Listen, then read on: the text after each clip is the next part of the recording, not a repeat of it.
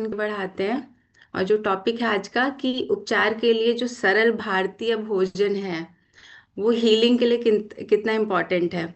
हमारा जो Indian food है ना बहुत सिंपल है, लेकिन ऐसा कह सकते हैं कि वो सिंपल है, ट्रेडिशनल है, जो हमारे डाइजेशन को, इम्यूनिटी को, जो मेंटल पीस है। ऐसा नहीं कि सिर्फ खाना जो है ना हमारा पेट भरता है, इवन वो हमारे मेंटल पीस को भी सपोर्ट करता है। हमारे हार्मोनल जो इम्बैलेंस है उसको भी बैलेंस करता है, एनर्जी को बनाए रखता है। तो जो सेशन है आज उसमें हम सीखेंगे कि कैसे हम कॉम्प्लिकेटेड डाइट से स्विच करके हम इजी डाइट पे जाएं और सात्विक होम फूड। सात्विक का मतलब ऐसा नहीं है कि बिल्कुल बोरिंग खाना होता है जिसमें हमें तेल मसाला लहसुन प्याज यूज नहीं करना। सात्विक अगर हम सिंपल शब्दों में समझें तो होम कुक्ड फूड होता है जो हम घर पे बनाते हैं, पायस मतलब ना प्योरिटी के साथ बनाते हैं, अच्छे माइंड के साथ बनाते हैं, खुश मन से बनाते हैं, वही हमारा होम कुक्ड फूड होता है। और जो हीलिंग है उसकी शुरुआत हमारे किचन से ही होती है। जो इलाज होता है ना, इलाज सिर्फ दवाइयों से नहीं होता, हम रोज जो खाना खा रहे हैं उससे भी होता है। और हम किचन को फार्मेसी कह सकते हैं क्योंकि सारी चीज़ें हमारे किचन में ही हैं। अगर हमने उसको अच्छे से अरेंज किया है, पता चले कि आप ऐसी चीज़ें रखे हैं जो फ्राई करना है, प्रिजर्वेटिव वाली चीज़ें वो नहीं, जो पहले से जो हमारे एंसेस्टर्स रखते आ रहे थे, जैसे मसाले हो गए, दालें हो गई तरह तरह की, अम, आटा हो गया तरह तरह का। अगर ये सारी चीज़ें, तो हमारा जो किचन है वो फार्मेसी है, क्योंकि मेडिकल स्टोर क्या होता है कि वहाँ पे हर बीमारियों की दवाइयाँ होती हैं। सेम हमारा किचन भी है जो हर बीमारियों का इलाज है। अब मैं ये नहीं कह सकती कि आपने कोई बड़ी बीमारी इकट्ठा कर रखी है तो वो क्योर हो सकता है, वो हाँ ऑब्वियसली वो बैलेंस हो सकता है, बट हमें उस सिचुएशन तक नहीं, हमारा जो किचन उस सिचुएशन तक हमें नहीं जाने देता है अगर हम उसको अच्छे से अरेंज करें। इंडियन फूड विजडम क्या है कि हमारे जो एंसेस्टर्स, अगर हम 30 साल 35 साल की बात करें, 30 35 भी नहीं, अगर हम 20 साल पहले की भी बात करें, तो हम लोग क्या लोकल फूड पे ज़्यादा ध्यान देते थे, सीजनल फूड और फ्रेशली कुक्ड फूड, क्योंकि उस टाइम पे बहुत बहुत सारे घरों में फ्रिज वगैरह नहीं होता था, तो हम लोग फ्रेश बनाते थे, फ्रेश खाते थे, कुछ भी हम लोग फ्रिज के अंदर नहीं रखते थे। और बहुत लेस वैरायटी होती थी बट ज़्यादा नरिशमेंट होता था। अभी क्या कि वैरायटी बहुत ज़्यादा है और नरिशमेंट तो बिल्कुल भी नहीं है, मतलब हम सिर्फ जंक पे जंक खाए जा रहे हैं। और जो फूड है, हम उस टाइम पे, मैंने इवन अपनी दादी को भी देखा है कि जब खाना बन जाता था तो एक प्लेट में करके जितने भी आइटम बने वो एक प्लेट में करके वो पहले वो ऑफर करती थी भगवान के सामने, और फिर हम लोग खाना स्टार्ट करते थे। तो हम जो भी खाना खाते हैं वो जो है उसको पहले ग्रेटिट्यूड करना है अवेयरनेस के साथ, और हम क्या खा रहे हैं उस पर ध्यान देना है। तो एक लाइन है, simple food is equal to easy digestion equal to less toxins build up. अगर हम सिंपल खाना खा रहे हैं तो हमारा डाइजेशन भी इम्प्रूव इजी होता है, टॉक्सिन्स बिल्डअप ज़्यादा नहीं होते हैं, equal to more healing energy. तो हमारे बॉडी में क्या होता है, हीलिंग बहुत फास्ट हो जाती है। और जब डाइजेशन स्ट्रांग है ना तो बॉडी अपने आप खुद को हील कर रही होती है, वहाँ पे हमें ज़्यादा एफर्ट्स नहीं लगाना पड़ता है। प्रिंसिपल्स क्या है हीलिंग इंडियन डाइट की? पहली चीज़ कि आपका जो खाना है वो फ्रेश होना चाहिए, होम कुक्ड फूड होना चाहिए। अब ऐसा नहीं कि आप तीनों टाइम खाना बनाए, वो पॉसिबल भी नहीं है, बट हाँ ये कोशिश जरूर करनी है कि आपको नेक्स्ट डे तक उसको नहीं चलाना है। आप जो भी खाना खा रहे हो वो विद इन 3 to 4 आवर्स में आप उसको फिनिश करें। रीहीट करना वो अवॉइड करना है। अगर इन केस ज़रूरत भी है रीहीट करने की तो आप उतना ही पोर्शन लीजिए। ऐसा नहीं कि आपने कटोरी भर सब्जी बनाई है और उसको आपको आधा ही खाना है तो आपने पूरी सब्जी गर्म की, नहीं। आपको जितना पोर्शन लेना है सिर्फ उसको ही रीहीट करके लीजिए, बार बार रीहीट ना करें। बार बार फ्रिज में भी ना रखें और पैकेज्ड फूड को अवॉइड करें। जो सीजनल और लोकल होते हैं, हमें देखना है कि हमारे सराउंडिंग में हम जहाँ पे भी रह रहे हैं वहाँ पे किस तरह की सब्जियां हो रही हैं, किस तरह के फल हो रहे हैं, उसको प्रिफर करें। और मैं बहुत बड़ी एग्जांपल हूँ क्योंकि मैं लखनऊ से चेन्नई गई। चीज़ें वही हैं बट इतना फ़र्क है, क्योंकि वो मेट्रोपॉलिटन सिटीज़ हैं, वहाँ पे हर चीज़ उगाना इजी नहीं है, तो बहुत सारी चीज़ें अदर अदर सिटीज़ से आती हैं। पूरे साल गोभी गाजर सब मिलता है, और लिटरली मैं उसको डाइजेस्ट नहीं कर पाती हूँ। मेरे पास ऑप्शन भी नहीं होता है कि मैं लोकल कुछ लूँ, और मेरा डाइजेशन वहाँ जाके थोड़ा तो पुअर होता ही है, क्योंकि वो मैं 30 साल से क्या खाते आ रही थी नॉर्थ इंडिया में, और साउथ में जाके वो चेंज हो गया, तो वो इफ़ेक्ट पड़ता है। इसीलिए जो भी आपके लोकल में ग्रो किया जा रहा है, और स्पेशली जो वेंडर्स होते हैं ना, जो ज़मीन पे बैठ के बेच रहे हैं या थोड़े गांव साइड के, अगर उनसे ले तो और भी अच्छा है। और उनकी भी हेल्प होती है, और हमें फ्रेश आइटम्स भी मिलते हैं। और सीजनल फूड जो है वो हमारे बॉडी को नेचुरली बैलेंस करते हैं। लेस इंग्रेडिएंट्स, लेस मसाला अगर हम ले रहे हैं तो आपकी बॉडी ऑटोमेटिकली हील करेगी। कभी भी ऐसा नहीं है कि आप घर पे ही खाना बना रहे हैं तो बहुत सारे मसाले यूज़ कर सकते हैं। बैलेंस हर जगह इम्पॉर्टेंट है। अगर बहुत ज़्यादा मसाले यूज़ करेंगे तो वो हमारे डाइजेशन के लिए ओवरलोड हो जाता है, एसिडिटी फॉर्म होती है, गैस की प्रॉब्लम आती है, मतलब खट्टी डकारें आती है। वो सारी चीज़ें क्या होता है, डिस्टरबेंस होता है, और फिर आपका पूरा होल डे बहुत ज़्यादा डिस्टर्बिंग होता है। जो हीलिंग फूड होता है वो लाइट होता है और नरिशिंग होता है।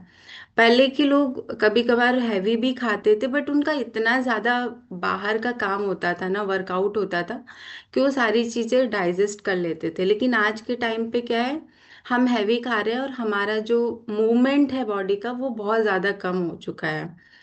तो इस वजह से भी बहुत सारी प्रॉब्लम्स आती हैं। जो भी खाना खाएं वार्म होना चाहिए, ऐसा नहीं कि बहुत ज़्यादा गर्म हो या बहुत ज़्यादा, मतलब बिल्कुल नॉर्मल टेम्परेचर, वार्म हो, कुक्ड फूड हो। क्योंकि जो इंडियन बॉडी होती है हमारी, वो कच्चे खाने को या बहुत ठंडे खाने को अच्छे से वो डाइजेस्ट नहीं कर पाती है। तो बेटर है कि हमें वार्म फूड प्रिफर करना चाहिए, स्पेशली लेडीज़ के लिए। हमारा जो खाना है वो टाइमली लेना चाहिए। पहले के टाइम पे क्या होता था, लाइट की सुविधा नहीं थी, लाइटिंग की एक स्पेसिफिक टाइम पे ही आता था। मतलब याद है कि एक हफ्ते अगर दिन में आ रहा तो एक हफ्ते रात में आती थी, ऐसे लाइट आती थी। तो इसलिए हम लोग का टाइम एकदम फिक्स्ड था कि सुबह इतने बजे खाना है, फिर दोपहर में इतने बजे खाना है, और 9 10, मतलब हम लोग, मुझे याद भी नहीं कि हम लोग 10 बजे तक भी सोते थे, शायद उससे पहले ही हम लोग सो जाते थे। तो वही कि टाइम से खाना लेना, आज के टाइम पे ये सब पॉसिबल नहीं है, बट हम अपने डाइट को टाइमली प्रिफर कर सकते कि उसको ख़त्म करके हम बेड पे जाने से पहले कुछ घंटे का गैप हो। हीलिंग इंडियन फूड्स क्या है, जैसे अगर हीलिंग ग्रेन्स की बात करें जो इजीली डाइजेस्टेबल होता है, पहला है राइस। आपको ऐसा नहीं कि राइस अगर हीलिंग है तो आपको बहुत ज़्यादा लेना है, हर चीज़ में पोर्शन कंट्रोल बहुत इंपॉर्टेंट है। और जिनको भी जैसे शुगर डायबिटीज़ है, तो ऐसा भी नहीं कि आप, आज मैंने बोला कि राइस हीलिंग के लिए है तो आप उसको लेना स्टार्ट करें, उसके लिए आप अपने कोच से बात करके ही उस चीज़ को स्टार्ट करिएगा। और वाइट राइस जैसे ही कार्बोहाइड्रेट होता है, ये क्या होता है, इजीली डाइजेस्टेबल होता है, और कार्बोहाइड्रेट हमें बहुत इंस्टेंट एनर्जी देते हैं, तो आपको एनर्जी भी फील होगी, और आपके स्टमक के लिए भी वो इजी टू डाइजेस्ट होता है। जिनका भी वीक डाइजेशन भी है उनके लिए भी ये बेटर होता है, और इसमें आपको थोड़ा थकान या रिकवरी में हेल्प करता है। और नेक्स्ट है, जैसे इसको कॉम्बिनेट कैसे खाएं, दाल राइस, आप उसमें घी डालिए और सब्जी लीजिए, उसमें आप अचार ले सकते हैं। अचार का मतलब अगर घर पे बना हो कम तेल मसाले का, क्योंकि अचार जो है और चटनी जो है वो प्रोबायोटिक का काम करता है। तो ये सारी चीज़ें भी आप छोटे छोटे क्वांटिटी में ज़रूर से रखिए, क्योंकि पहले ये सारी चीज़ें हमारे प्लेट्स में होती थी। अब मैं ये नहीं कह रही हूँ कि आपको अचार बाहर का लेना है, क्योंकि वो लोग प्रिजर्वेटिव यूज़ करते हैं, क्योंकि उनकी जो भी चीज़ के अचार हैं वो खराब होते हैं, वो रोटेन होते हैं। अगर आम का अचार है, गाजर का है, तो कहीं ना कहीं वो खराब होता है, लेकिन उसमें वो प्रिजर्वेटिव पड़ा होता है, तो वो लंबे टाइम तक चल रहा होता है। राइस और दाल का मेकिंग भी बहुत इम्पोर्टेंट है। ऐसा नहीं कि आपने चावल या दाल धोया और कुकर में डाल के आपने सीटी लगा दी। कोई भी ग्रेन हो, दाल हो चावल हो, आप उसको पहले भिगोइए। आधे आधे घंटे नहीं, एटलीस्ट 1 घंटे के लिए आप उसको भिगोइए, और उसको पहले से वॉश कर लीजिए। उसमें आपको जितना पानी यूज़ करना है कुकिंग के लिए आप उतना पानी डालिए, फिर आप उसको पका सकते हैं। जिनको डायबिटीज़ वगैरह है वो राइस को, वो जो होता है ना स्टार्च निकाल के खाना, तो आप वो कर सकते हैं कि आप उसको कुकर में, अरे भगोने में पकाया, उसका जो पानी होता है वो हटा के भी ले सकते हैं। वो और भी लाइटर हो जाता है डाइजेशन के लिए। वीट जो है उसको भी आप मॉडरेशन में ले सकते हैं, क्योंकि ये स्ट्रेंथ के लिए अच्छा है, और फ्रेशली बना होना चाहिए। इवन जब हम रोटी के लिए आटा भी लगाते हैं, तो ऐसा नहीं कि आपने तुरंत आटा गूंदा और रोटी बना ली। उसको भी आपको एटलीस्ट 15-20 मिनट तक रखना है। जब उसमें ग्लूटेन फॉर्म हो जाए, वो सॉफ्ट हो जाए, तभी आप उसको यूज़ कर सकते हैं। तभी उसके ज़्यादा बेनिफिट्स हैं। मिलेट्स की बात करें, क्योंकि मिलेट्स भी हमारे डाइजेशन के लिए बहुत अच्छा है, तो उसमें जैसे बाजरा हो गया, ज्वार हो गया, रागी हो गया, ये सब विंटर्स के लिए बहुत अच्छे होते हैं। लेकिन आपको ध्यान देना है कि आप जब खा रहे हैं तो उस टाइम पे आपका डाइजेशन कैसा है, क्योंकि ये डिपेंड करता है कि कोई कोई डाइजेस्ट कर पाता है, कोई नहीं कर पाता है। तो आप वहाँ पे थोड़ी सी क्वांटिटी में ले सकते हैं। हीलिंग प्रोटीन्स क्या हैं, जो आपके प्लांट बेस्ड प्रोटीन है। मूंग दाल हो गया, क्योंकि मूंग दाल को हीलिंग के लिए मतलब राजा माना जाता है। जितनी भी दालें होती है उसमें से सबसे बेस्ट होता है मूंग दाल। वो लीजिए, क्योंकि वो लाइट होता है, कूलिंग होता है और डिटॉक्सिफाइंग होता है। क्योंकि अ, जब डिटॉक्स वाला दिन भी होता है, तो आप देखते होंगे कि हम लोग मूंग दाल को बोलते हैं कि आप उसको ले सकते हैं सूप के तरह बना के। और best Recording in progress. Best form क्या होता है कि आप मूंग दाल की खिचड़ी लीजिए या मूंग दाल का सूप लीजिए, बहुत बहुत गट फ्रेंडली होता है। नेक्स्ट है मसूर दाल, जो हमारे ब्लड के लिए और एनर्जी लेवल के लिए बहुत अच्छा होता है। इडी इजी टू डाइजेस्ट होता है अगर वो प्रॉपरली कुक्ड है। तो वही मैंने बोला, आप कोई भी दाल पकाए उसको ज़रूर से आधे घंटे तक पहले सोक करिए, फिर उसको कुक करिए। वो मतलब उसकी बहुत सारी चीज़ें होती है। तो आपका गैस भी बचता है, क्योंकि वो पहले से ही फूल चुका है, और सॉफ्ट बनता है, और मतलब बहुत ज़्यादा उसमें टाइम नहीं लगता है कुक होने में। नेक्स्ट है पनीर। पनीर भी मार्केट का अवॉइड करके, क्योंकि आजकल दूध दही पनीर सब में बहुत अडल्टरेशन हो रहा है। तो पॉसिबल है तो घर पे बनाइए, या आप किसी को जानते हैं जो फ्रेशली बनाते हैं, आप उनसे ले सकते हैं। पनीर भी हमारे स्ट्रेंथ के लिए, क्योंकि प्रोटीन है, वो बॉडी बिल्डिंग का काम करता है। जो भी हमारे बॉडी में वियर एंड टेयर होते हैं उसको वो सही करता है, तो इसलिए पनीर भी बहुत इम्पोर्टेंट है। और एक डिस्क्लेमर है कि जिनको भी डाइजेशन थोड़ा वीक है, वो हैवी दाल्स को अवॉइड करे, जैसे चना हो गया, राजमा हो गया, वो वंस इन अ वाइल या वंस इन अ वीक आप ले सकते हैं। हीलिंग वेजिटेबल्स क्या क्या हैं? लौकी हो गया, क्योंकि लौकी तो सबसे टॉप पे आती है कि जिनको भी डाइजेशन का प्रॉब्लम है, या मतलब एसिडिटी या कुछ बनता है, तो लौकी, तरोई, कद्दू, ये सब हीलिंग सब्जियां कहलाती हैं। और हमारे ना स्टमक को कूल रखता है।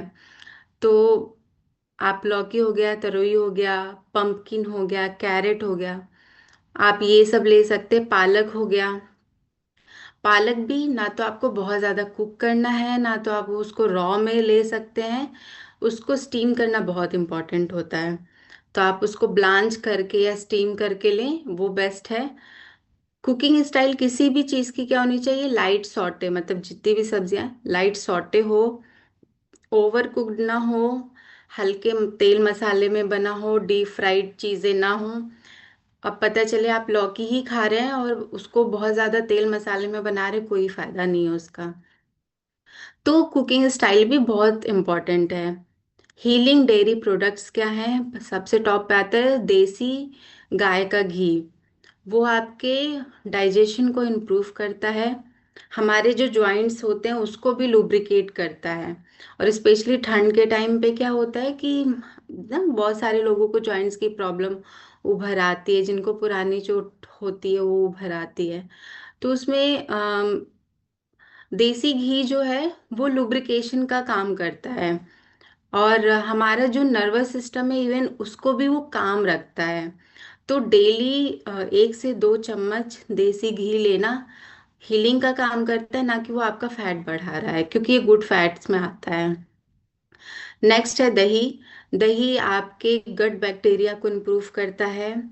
इसको आप डे टाइम में लें, दोपहर के टाइम में, चाहे वो जाड़ा हो गर्मी हो, वो बेस्ट टाइम होता है। रात में अवॉइड करना चाहिए, चाहे वो गर्मी हो या सर्दी हो। नाइट में आपको कर्ड अवॉइड करना चाहिए, आप दोपहर में ले सकते हैं।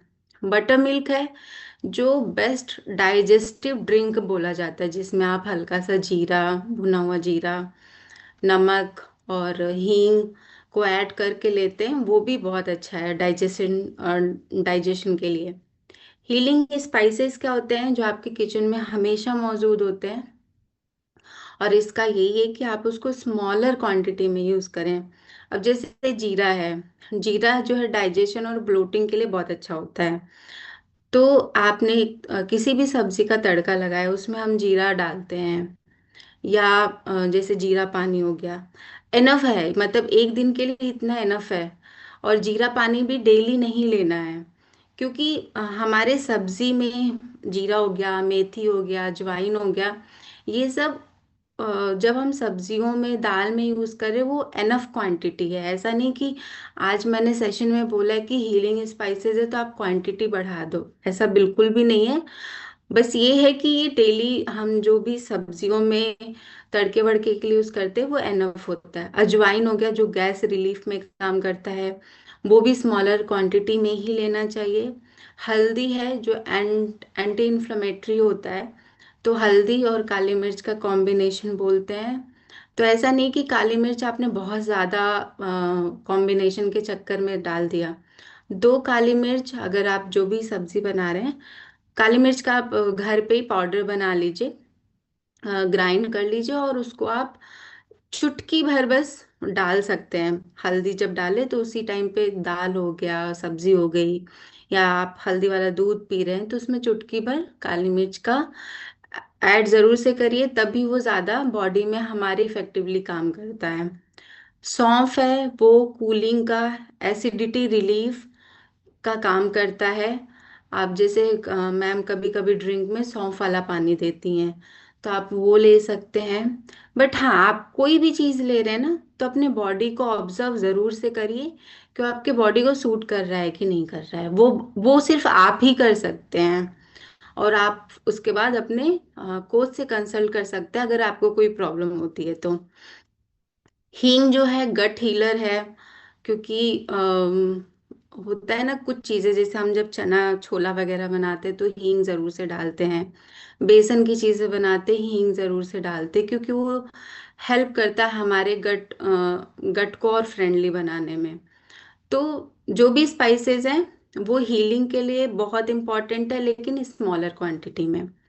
सिंपल हीलिंग इंडियन मील्स क्या होते हैं, ब्रेकफास्ट की बात करें तो वेजिटेबल पोहा हो गया, मूंग दाल चीला हो गया। हालांकि यहाँ पे तो बहुत सारी आपको वैरायटी मिलती है डाइट में, आप उन चीज़ों को फॉलो कर सकते हैं। नहीं तो अगर बहुत ज़्यादा मेहनत नहीं करनी है तो मूंग दाल चिला बना लिया, वेजिटेबल दलिया हो गया, इडली हो गया, जो आपको ओकेजनली लेना है। वो वही मैंने बोला, आप कहाँ से बिलोंग करते हैं वो बहुत इम्पोर्टेंट है। अगर आप गुजरात से हैं तो आपका वहाँ का मील, आपका जो ब्रेकफास्ट है आप उसको फॉलो करिए। नॉर्थ से हैं तो आप उस चीज़ को फॉलो करिए। ये बहुत इंपॉर्टेंट है। लंच में है दाल, राइस, सब्जी हो गया, घी हो गया, जो मैंने अभी बताया, अचार, चटनी, ये कॉम्बिनेशन।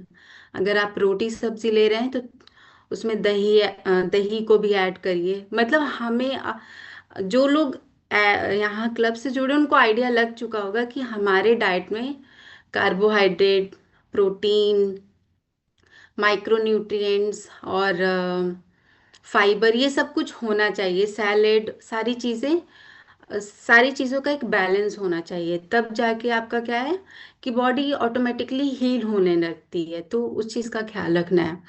जो डिनर है वो हमेशा लाइट होना चाहिए और पहले होना चाहिए। जैसे आप उसमें वेजिटेबल सूप ले सकते हैं, दाल प्लस सब्जी ले सकते हैं, एक रोटी ले सकते हैं बहुत ज़्यादा भूख लगती है तो। खिचड़ी जो बेस्ट है हीलिंग डिनर, मतलब खिचड़ी को बेस्ट हीलिंग डिनर बोला जाता है। वो भी ऐसा नहीं कि चावल वाली, मूंग दाल ले लिया, थोड़ा सा चावल और सब्जियों के साथ आप मिक्स करके बना सकते हैं। फूड्स जो हमारे हीलिंग को ब्लॉक करते हैं, मतलब पता चला कि मैंने जो अभी तक बताए वो सब फॉलो कर रहे हैं, और लास्ट में आपने क्या पैकेज्ड आइटम फूड ले लिए, प्रोसेस्ड फूड ले लिए, तो क्या होता है वो हीलिंग कहीं ना कहीं ब्लॉक होने लगती है। वंस इन अ वाइल ठीक है, बट डेली बेसिस पे नहीं। एक्सेस टी कॉफ़ी, क्योंकि और खाने के बाद या खाने के पहले टी कॉफ़ी को तो बिल्कुल अवॉइड करना चाहिए। कम आप उसमें गैप रखिए, अगर आपका मन है तो एटलीस्ट 1-2 घंटे का गैप रखिए। और जो लोग मेडिसिन वगैरह खाते हैं वो भी चाय के साथ बिल्कुल भी कंबाइन मत करिए। चाहे वो कैल्शियम हो, चाहे वो आयरन हो, कोई सप्लीमेंट भी ले रहे हैं तो टी कॉफ़ी का लंबा गैप होना चाहिए, वरना कोई फायदा नहीं है, आपकी दवाइयों का उतना फर्क आपके बॉडी पे नहीं पड़ेगा। कोल्ड ड्रिंक हो गया, आइसक्रीम हो गया, ये सब वंस इन अ वाइल ठीक है, डेली बेसिस पे नहीं लेना चाहिए। कोल्ड ड्रिंक का मतलब ऐसा नहीं कि सिर्फ कोल्ड ड्रिंक, इवन ठंडा पानी भी आप नॉर्मल पीजिए, वो अच्छा है। थोड़ा सा मिक्स कर लीजिए, वो अच्छा है, बट बहुत ज़्यादा चिल्ड नहीं लेना चाहिए। Over eating even healthy food, अगर आप हेल्दी फूड भी बहुत ज़्यादा ले रहे हैं तो कोई फायदा नहीं है। पोर्शन कंट्रोल बहुत इंपॉर्टेंट है। ईटिंग इन स्ट्रेस और हरी, जल्दी जल्दी में खाना या टेंशन में खाना, वो भी ब्लॉक करता है हीलिंग को। गलत टाइमिंग पे खाना, वो भी हमारे हीलिंग को ब्लॉक करता है। Emotional energetic aspect of food, मतलब हमारा जो खाना है ना वो इमोशंस को, एनर्जी को भी होल्ड करके रखता है। तो इसलिए आप किस इमोशंस के साथ, किस वाइब्रेशन, हर एक खाना जो है इमोशन और वाइब्रेशन को कैरी करता है। इसलिए हमें कूल माइंड से खाना, काम माइंड से खाना बनाना चाहिए, ना कि एंगर में, ना तो सैड मोड में, ना तो मोबाइल के साथ, टीवी के साथ। मतलब आप जब कुक कर रहे हैं तो उसमें रम के ही खाना बनाइए, तो और भी ज़्यादा वो हीलिंग हो जाता है। और ब्लेस योर फूड, अपने खाने को हमेशा ब्लेसिंग्स के साथ खाएं, ब्लेस करते रहें। आप सिंपल अफर्मेशन बोल सकते हैं और ग्रैटिट्यूड ज़रूर करें। जैसे जिस जिस जिस लोगों से होते हुए आपका खाना आप तक पहुंचा है उन लोगों को ग्रैटिट्यूड करना। किसान हो आप, जिनसे सब्जियां ले रहे हैं, जो आपके घर में बना रहा, आपकी मदर बना रही है, सिस्टर बना रही हैं, आपकी अगर मेड है वो बना रही हैं, हर एक पर्सन को ग्रैटिट्यूड करना।